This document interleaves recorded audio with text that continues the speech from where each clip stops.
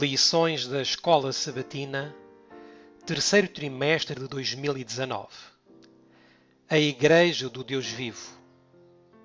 Lição número 5. Para com Deus não há acepção de pessoas. De 27 de julho a 2 de agosto.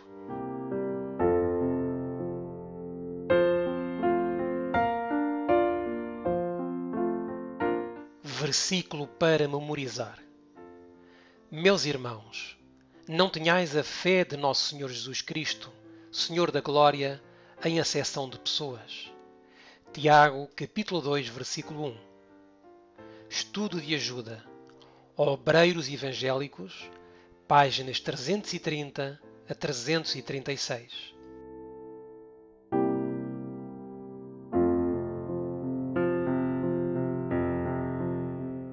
Introdução.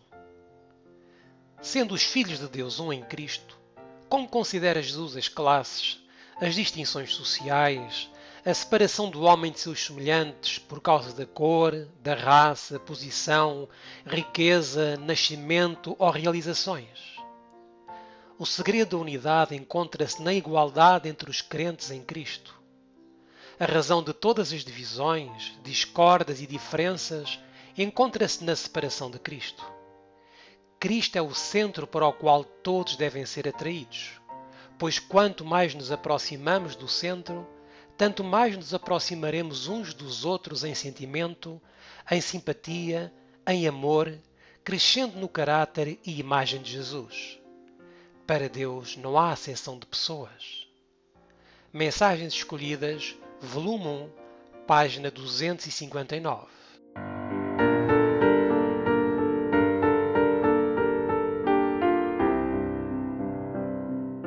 De um só sangue. Como expressou Paulo a irmandade de toda a humanidade? Atos, capítulo 17, versículo 26. E de um só sangue fez toda a geração dos homens para habitar sobre toda a face da terra, determinando os tempos já dantes ordenados e os limites da sua habitação.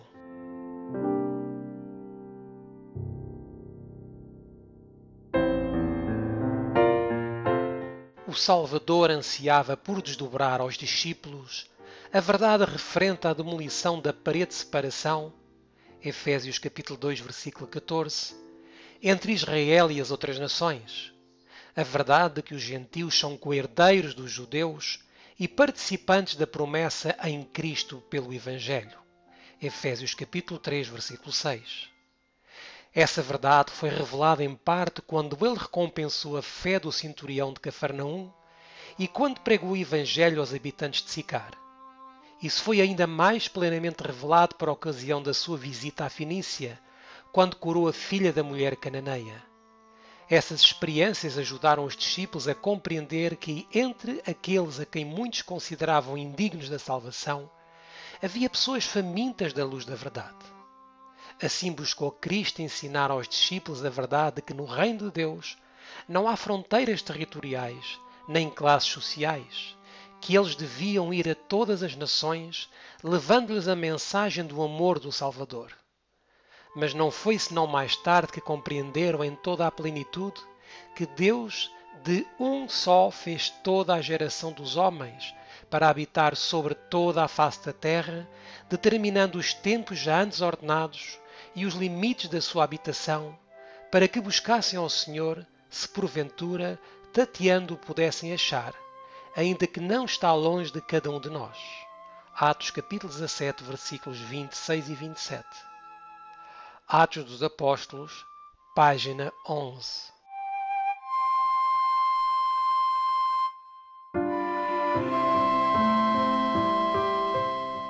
Como expressa o profeta Malaquias o mesmo pensamento. Malaquias, capítulo 2, versículo 10. Não temos nós todos o mesmo Pai? Não nos criou um mesmo Deus? Por que agimos aleivosamente cada um contra o seu irmão, profanando a aliança de nossos pais?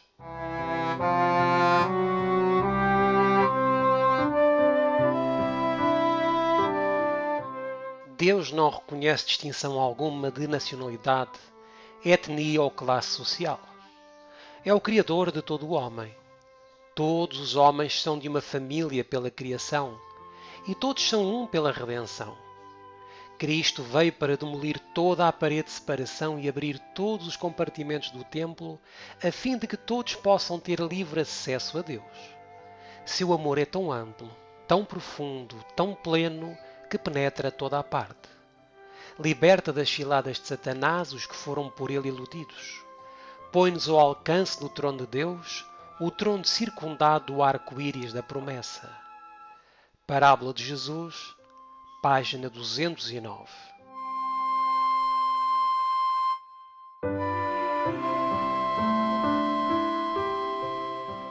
A nenhum homem chamo comum ou imundo. De que formas procurou Cristo quebrar os preconceitos raciais do povo judeu? Marcos, capítulo 7, versículos 24 a 29. E levantando-se dali, foi para os termos de Tiro e de Sidom. E entrando numa casa, não queria que alguém o soubesse, mas não pôde esconder-se porque uma mulher, cuja filha tinha um espírito imundo, ouvindo falar dele, foi e lançou-se a seus pés. E esta mulher era grega, cirofenícia de nação, e rogava-lhe que expulsasse de sua filha o demónio. Mas Jesus disse-lhe: Deixa primeiro saciar os filhos, porque não convém tomar o pão dos filhos e lançá-lo aos cachorrinhos. Ela, porém, respondeu e disse-lhe: Sim, Senhor, mas também os cachorrinhos comem, debaixo da mesa, as migalhas dos filhos. Então ele disse-lhe: Por essa palavra vai, o demónio já saiu de tua filha.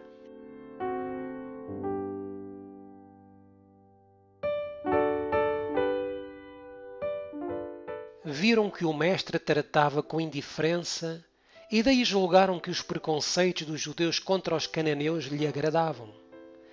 Aquele a quem a mulher dirigia seus rogos, porém, era um compassivo Salvador. E em resposta ao pedido dos discípulos, disse Jesus: Eu não fui enviado senão às ovelhas perdidas da casa de Israel. Se bem que essa resposta parecesse em harmonia com o preconceito dos judeus, era uma tácita reprovação aos discípulos, o que vieram a compreender posteriormente, como a lembrar-lhes o que lhes dissera muitas vezes, que ele viera ao mundo para salvar a todos quanto o aceitassem. O Desejado de Todas as Nações, página 280.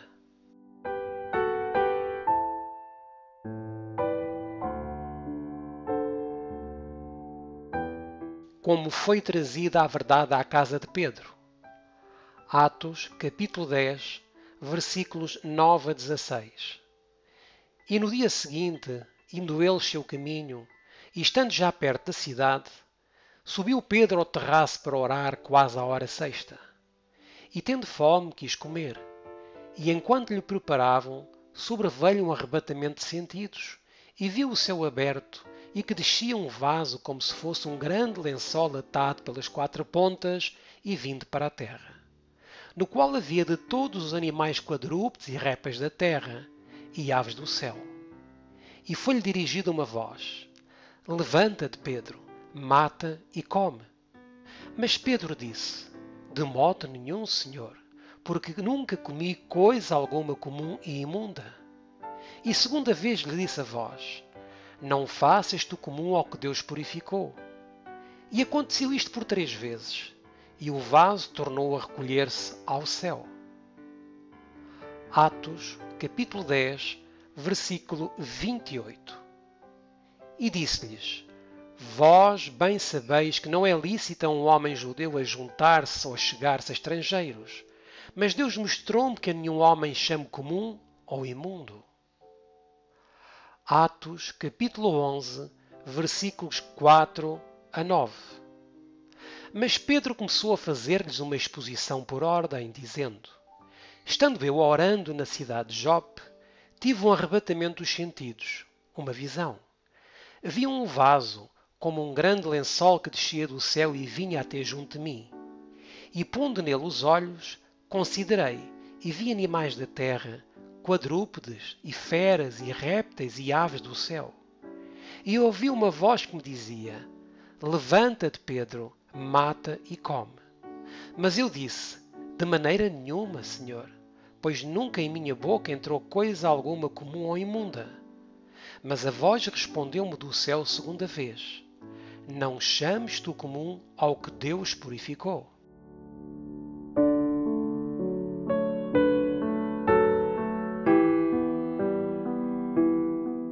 Quão cuidadosamente agiu o Senhor para vencer o preconceito contra os gentios, o qual tão firmemente se fixara na mente de Pedro pela sua educação judaica. Pela visão do lençol e seu conteúdo, procurou ele tirar da mente do apóstolo esse preconceito e ensinar a importante verdade de que no céu não há acepção de pessoas, que judeus e gentios são igualmente preciosos à vista de Deus, que por meio de Cristo os pagãos podem se tornar participantes das bênçãos e privilégios do Evangelho. Atos dos Apóstolos, página 76.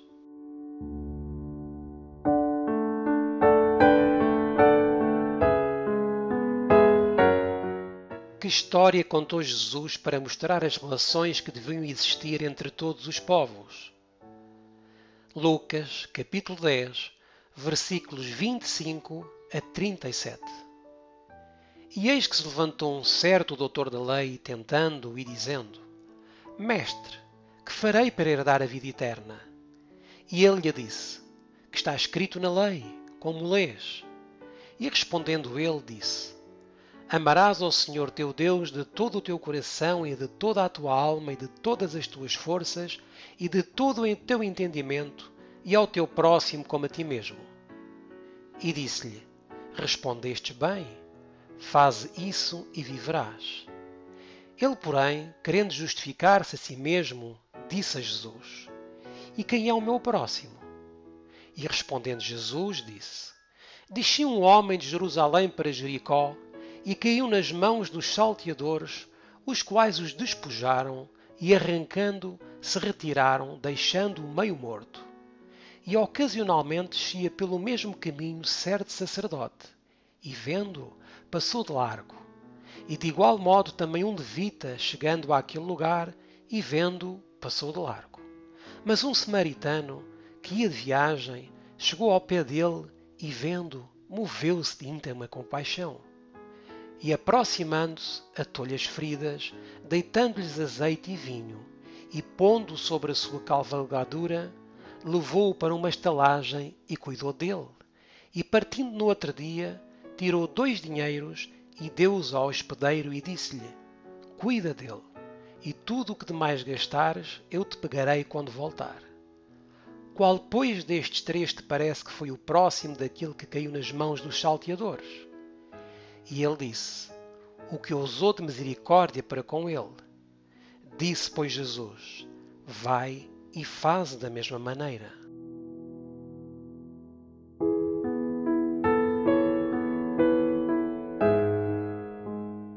A grande diferença entre os judeus e samaritanos era uma diferença de crença religiosa, uma questão quanto ao que constitui o verdadeiro culto. Os fariseus não diziam nada de bom dos samaritanos, mas lançavam sobre eles as mais amargas maldições. Tão forte era a antipatia entre judeus e samaritanos que para a mulher de Samaria foi estranho que Cristo lhe pedisse de beber. Como? Disse ela. Sendo tu judeu, me pedes de beber a mim, que sou mulher samaritana? Porque, acrescenta o evangelista, os judeus não se comunicam com os samaritanos. João capítulo 4, versículo 9. E quando os judeus estavam tão cheios de ódio sanguinário contra Cristo que se levantaram no templo para apedrejá-lo, não puderam achar melhor palavras para exprimir o seu ódio que: Não dizemos nós bem que és samaritano e que tens demónio? João capítulo 8, versículo 48. Além disso, o sacerdote e o levita negligenciaram justamente a obra de que o Senhor os incumbira e deixaram a um samaritano odiado e desprezado servir a um seu compatriota. O samaritano cumpriram o mandamento: amarás ao teu próximo como a ti mesmo, mostrando assim ser mais justo que os que o condenavam. Arriscando a vida, tratou do ferido como se fosse seu irmão. Este samaritano representa Cristo. Nosso Salvador manifestou por nós um amor que o amor humano jamais pode igualar. Quando estávamos moídos e à morte, compadeceu-se de nós. Não passou de largo, não nos abandonou desamparados, nem nos deixou perecer sem esperança.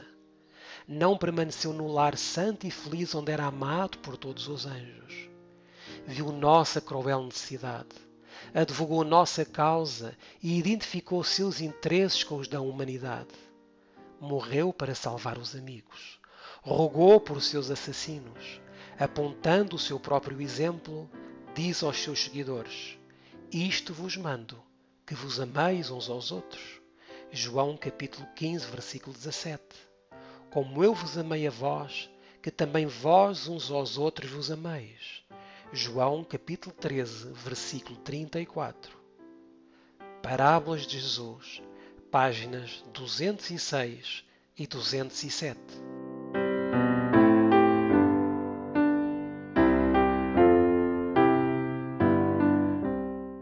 A fim de serem vistos pelos homens. Que exemplo de preconceito foi encontrado na igreja primitiva?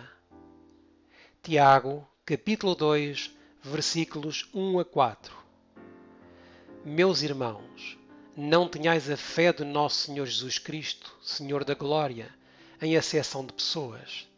Porque se no vosso ajuntamento entrar algum homem com anel de ouro no dedo, com trajes preciosos, e entrar também algum pobre com sórdido traje, e atentardes para o que traz o traje precioso, e lhe disserdes: Assenta-te tu aqui num lugar de honra, e disserdes ao pobre: Tu fica aí em pé, ou assenta-te abaixo do meu estrado, porventura não fizeste distinção entre vós mesmos, e não vos fizeste juízes de maus pensamentos?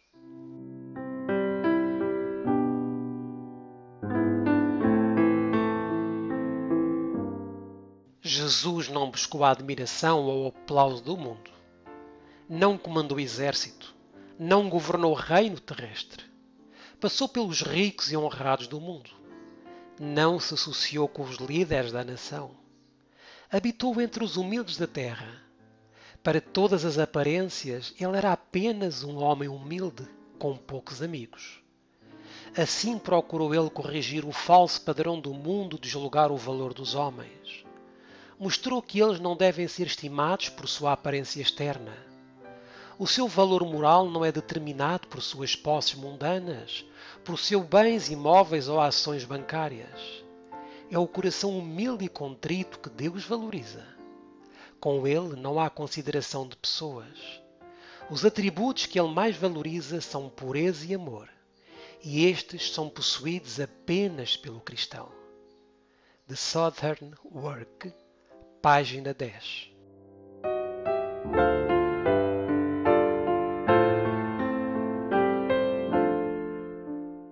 Como condenou Jesus entre os cristãos as distinções baseadas em hierarquia? Mateus, capítulo 23, versículos 8 a 12. Vós, porém, não queirais ser chamados rabis, porque um só é o vosso mestre, a saber, o Cristo, e todos vós sois irmãos. E a ninguém na terra chameis vosso Pai, porque um só é o vosso Pai, o qual está nos céus. Nem vos chameis mestres, porque um só é o vosso mestre, que é o Cristo.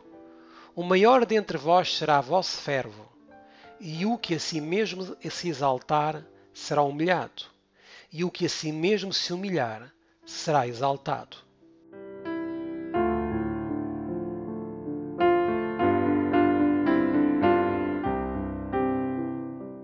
Reprovou também a vaidosa ostentação de cobiçar o título de rabi ou de mestre. Esse título, declarou, não pertencia a homens, mas ao Cristo. Sacerdotes, escribas e príncipes, expositores e ministradores da lei, eram todos irmãos, filhos do mesmo Pai. Jesus ensinou positivamente o povo a não dar a nenhum homem um título de honra que indicasse possuir ele domínio sobre sua consciência ou sua fé. Se Cristo se encontrasse hoje na terra, rodeado pelos que usam o título de reverendo, reverendíssimo, não repetiria suas palavras: nem vos chameis mestres, porque um só é o vosso Mestre, que é o Cristo. Mateus, capítulo 23, versículo 10. A Escritura declara a respeito de Deus: Santo e tremendo, reverendo, dizem outras versões, é o seu nome. Salmos, capítulo 111, versículo 9. A que ser humano cabe esse título? Quão pouco revela o homem da sabedoria e da justiça que o mesmo indica. Quantos dos que aceitam esse título estão representando mal o nome e o caráter de Deus? Ai, quantas vezes se têm a ambição mundana, o despotismo e os mais baixos pecados escondidos sob as bordadas vestes do elevado e santo cargo. O Salvador continuou: Porém o maior dentre vós será vosso servo, e o que a si mesmo se exaltar será humilhado, e o que a si mesmo se humilhar será exaltado. Mateus, capítulo 23, versículos 11 e 12. Repetidamente ensinar a Cristo que a verdadeira grandeza se mede pelo valor moral. Na estimativa celeste, a grandeza de caráter consiste em viver para o bem-estar de nossos semelhantes, em praticar obras de amor e de misericórdia. O desejado de todas as nações, página 431.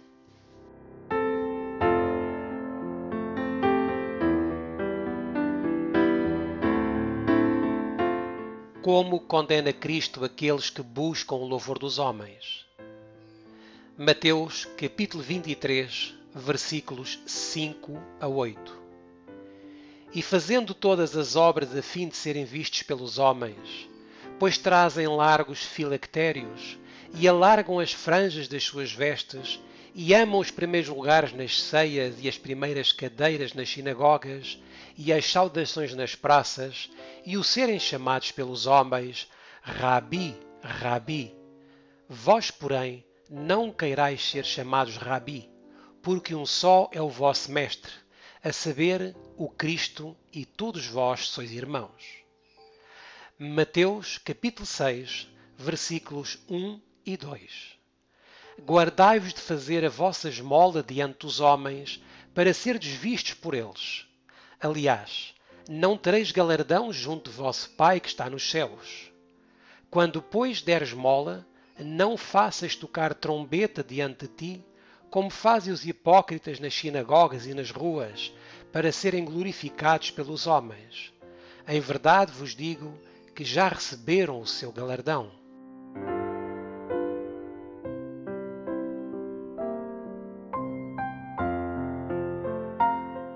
Em palavras assim positivas, revelou o Salvador as ambições egoístas que sempre buscavam lugar e poder, exibindo uma fictícia humildade, enquanto o coração estava cheio de avareza e inveja. Ao serem as pessoas convidadas a um banquete, colocavam-se os convivas segundo a sua posição, e aqueles a quem se concediam mais honroso lugar eram objeto de maiores atenções e favores especiais. Os fariseus sempre estavam manejando para assegurar-se essas honras. Esse costume Jesus censurou. O desejado de todas as nações, página 430.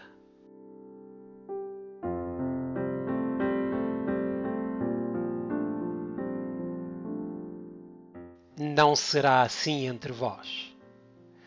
Que conselho dá Jesus aos seus seguidores? Lucas, capítulo 14, versículos 7 a 10. E disse aos convidados uma parábola, reparando como escolhiam os primeiros assentos, dizendo-lhes: Quando por alguém fores convidado às bodas, não te assentes no primeiro lugar. Não aconteça que esteja convidado outro mais digno do que tu, e vindo o que te convidou a ti e a ele, te diga: dá o lugar a este, e então, com vergonha, tenhas de tomar o derradeiro lugar. Mas quando fores convidado, vai e assenta-te no derradeiro lugar, para que, quando vier o que te convidou, te diga: amigo, sobe mais para cima. Então terás honra diante dos que estiverem contigo à mesa.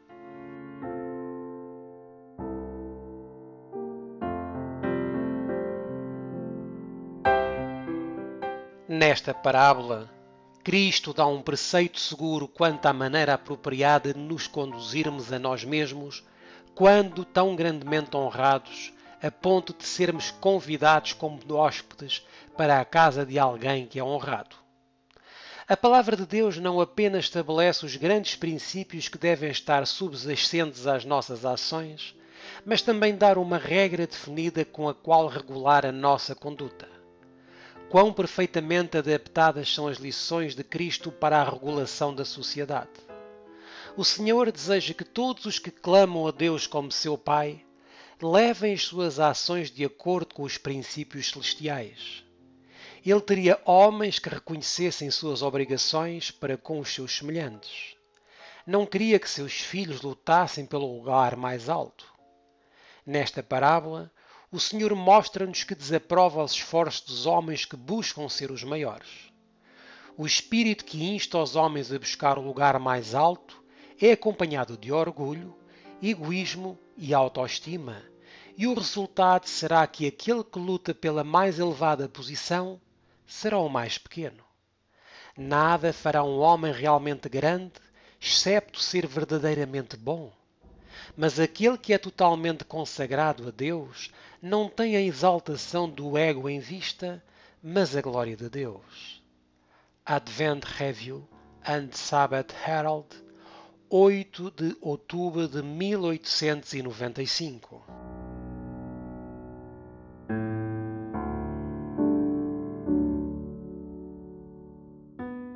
Que espírito nunca deve ser encontrado entre os seguidores de Cristo? Mateus, capítulo 20, versículos 25 a 27. Então Jesus, chamando-os para junto de si, disse: Bem sabeis que pelos príncipes dos gentios são estes dominados, e que os grandes exercem autoridade sobre eles. Não será assim entre vós, mas todo aquele que quiser entre vós fazer-se grande, seja vosso serviçal. E qualquer que entre vós quiser ser o primeiro, seja vosso servo.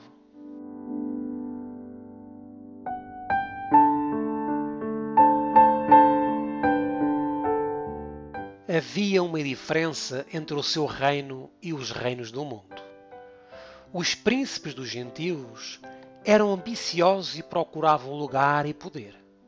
Mas seu curso a esse respeito resultou de falsas ideias de grandeza e orgulho do coração humano.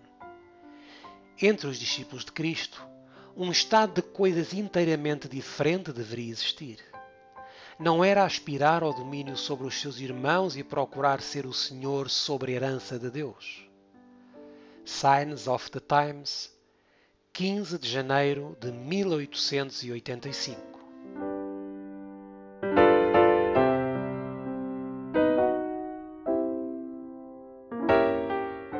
Cometeis pecado. Como considera Deus aqueles que fazem acepção de pessoas? Tiago, capítulo 2, versículo 9. Mas se fazeis acepção de pessoas, cometeis pecado, e sois redarguidos pela lei como transgressores.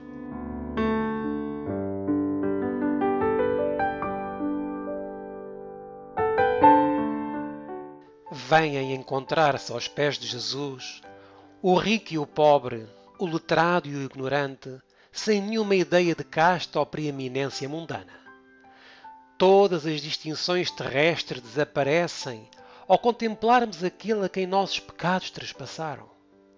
A abnegação, a condescendência, a infinita compaixão daquele que era tão exaltado no céu, fazem envergonhar o orgulho humano, a presunção e as castas sociais. A religião pura e imaculada manifesta seus celestiais princípios, levando à unidade de todos quantos são santificados pela verdade. Todos se unem como almas compradas por sangue, igualmente dependentes daquele que os redimiu para Deus. Obreiros Evangélicos, página 330.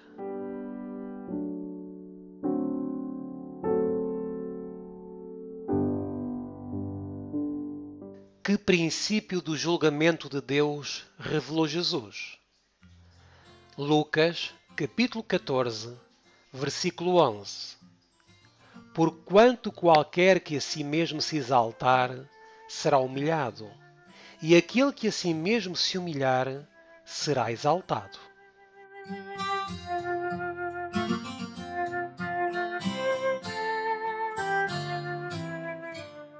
Examinemo-nos e vejamos quantos pensamentos vãos habitam em nossos corações. O quanto amamos o louvor, como o egoísmo é mostrado em nosso proceder. Com que frequência julgamos mal o caráter e os motivos dos outros, ou sentimos desprezo por eles, porque a sua aparência não é agradável. Pensemos como soam as nossas palavras nos ouvidos de Deus, como os nossos pensamentos egoístas repousam sob a sua vista, quando julgamos e condenamos outros que podem ser melhores de coração e propósito do que nós mesmos. Os ensinamentos de Cristo desaprovam um espírito de autojustiça que exalta o eu sobre os outros. A vaidade nunca é o resultado da virtude e da verdadeira piedade. Porquanto qualquer que a si mesmo se exaltar será humilhado, e aquele que a si mesmo se humilhar será exaltado. Lucas capítulo 14, versículo 11. Signs of the Times, 19 de fevereiro de 1885.